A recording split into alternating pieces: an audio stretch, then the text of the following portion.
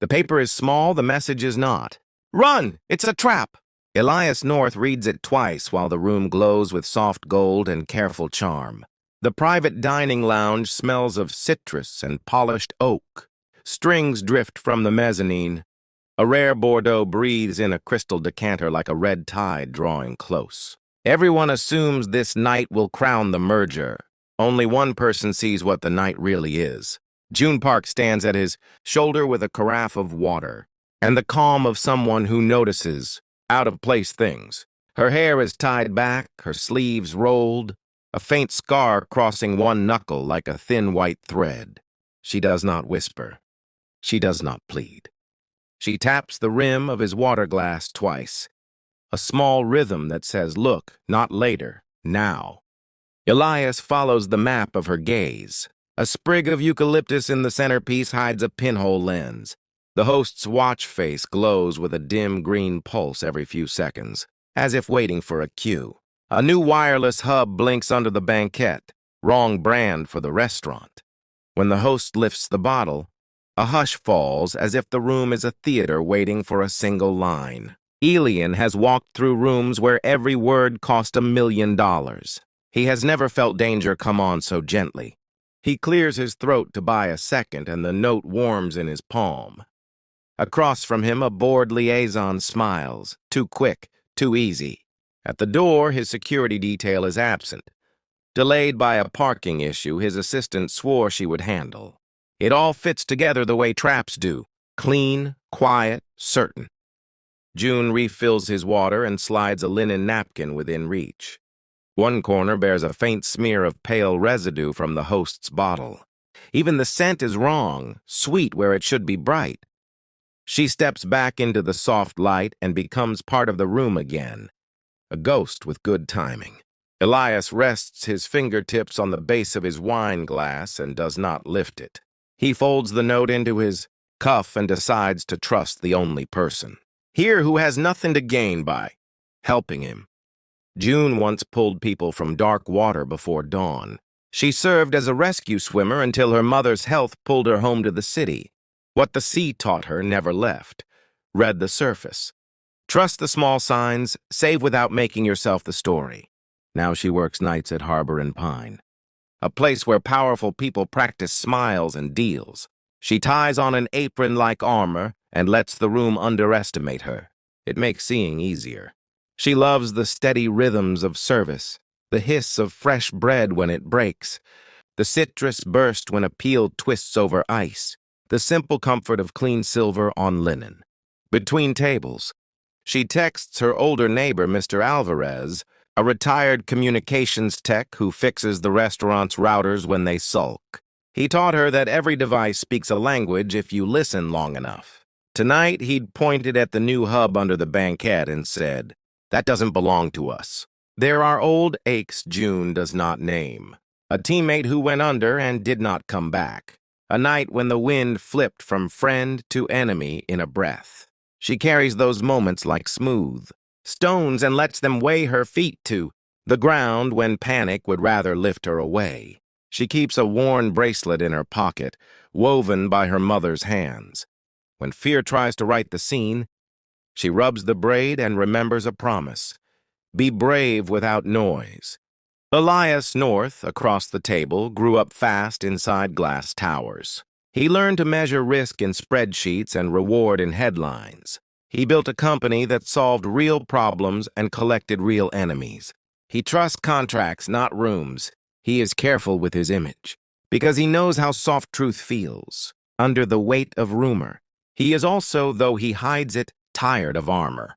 The moment he met June's eyes, he recognized a different kind of safety, the kind that doesn't announce itself. The host raises the bottle, praising vintage and terroir as if reciting good news. The bored liaison laughs on cue. Phones on nearby tables tilt.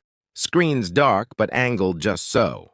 June steps to the side station and texts one word to Mr. Alvarez. Blink. In the kitchen, he counts to 10 and briefly cycles the house network. The strange hub drops offline, lights stuttering, then returns. June notes the timing. Someone in this room will be eager to reconnect. Elias leans back, fingers steady on the stem he will not lift. He thanks the host for the honor and asks for a moment to call his driver.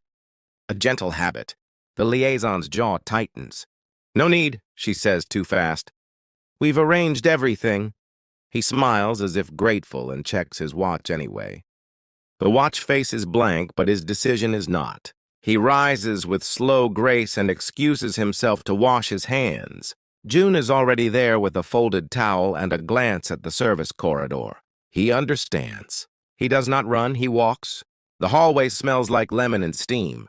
Behind a swinging door, a pastry cook hums as sugar warms.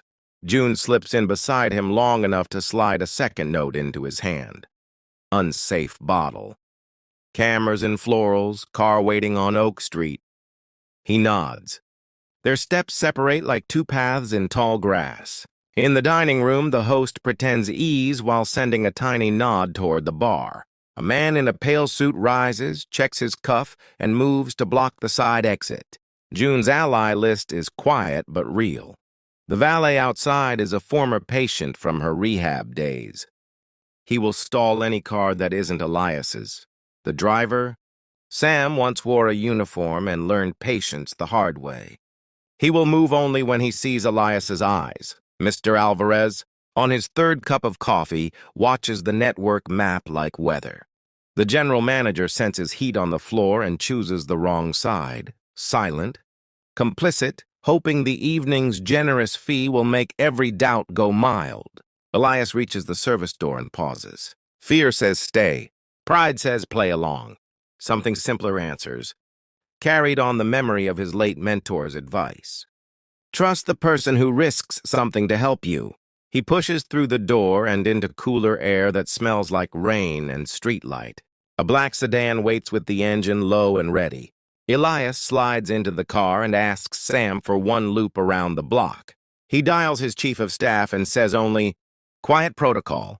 Within minutes, a private security team arrives with soft voices and sharp eyes. They don't make noise.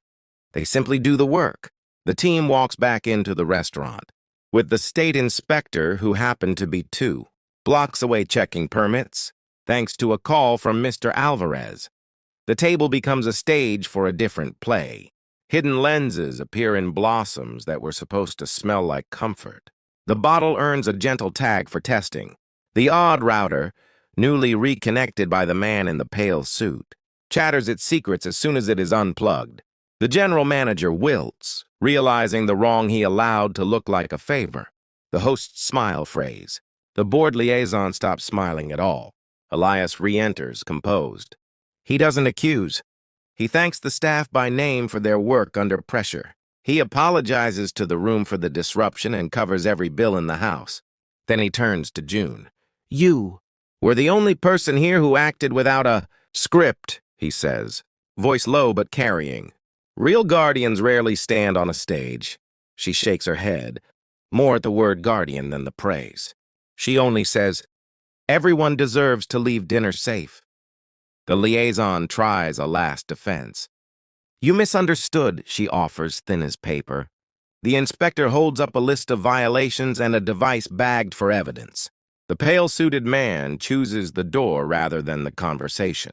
The trap is empty now, and empty traps reveal their makers. Elias looks at the liaison and speaks a line that will follow him for years. Real power is the choice. To walk away unharmed and leave the trap empty. He places a card in June's hand, not for show, but for a next step.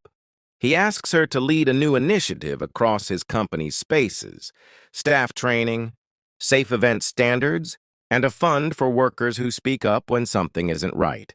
She nods once, eyes bright with relief more than pride. 3 quotes settle over the night like clear stars. Honor moves. Quiet. Kindness is the oldest. Security. Truth doesn't need volume. It needs witnesses. Guests stand, not in alarm now, but in respect. Some clap softly. Others simply hold the moment. Outside rain begins, light and kind. The restaurant will learn, and so will the company, because a woman who once rescued strangers from dark water, rescued a room without making herself the center. If this story stayed with you, share where you're watching from, what detail tipped the scales for you, and join us for more cinematic tales that honor the courage it takes to do the next right thing in the quiet.